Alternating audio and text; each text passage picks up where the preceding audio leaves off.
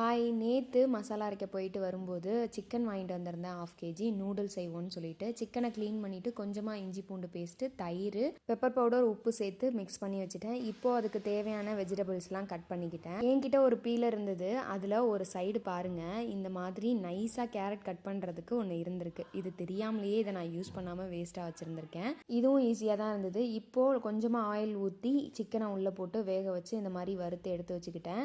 நூடுல்ஸும் ஒரு சைடு வேக வச்சு எடுத்தாச்சு. இந்த மாதிரி வேக வச்ச சிக்கன் நாளினிக்கு பிடிக்குன்றதுனால அவளுக்கு கொண்டு போய் ஃபஸ்ட்டு கொடுத்தேன். அவள் சாப்பிட்டுட்டு இருந்தா. அதுக்குள்ளே நூடுல்ஸ் ரெடி பண்ணிடலான்ட்டு இப்போது கட் பண்ணி வச்சுருக்க காய்கறி எல்லாம் உள்ளே இறக்கிட்டு இஞ்சி பூண்டு பேஸ்ட்டு, உப்பு, கரம் மசாலா, டொமேட்டோ சாஸ் போட்டு லைட்டாக வதக்கி விட்டுட்டு வேக வச்சுருந்த நூடுல்ஸு, சோயா சாஸ் ஊற்றி நல்லா மிக்ஸ் பண்ணிக்கிட்டேன். இப்போ ஃபைனலாக சிக்கன் போட்டு மிக்ஸ் பண்ணி வேலையை முடிச்சாச்சு. நாங்களும் சாப்பிட ஆரம்பிச்சிட்டோம். மேடம் இதில் இருக்க சிக்கனு, பீன்ஸு, கேரட்டை மட்டும் சாப்பிட்டுட்டு நூடுல்ஸ்லாம் எனக்கு ஊட்டி விட்டுட்டு இருந்தாங்க.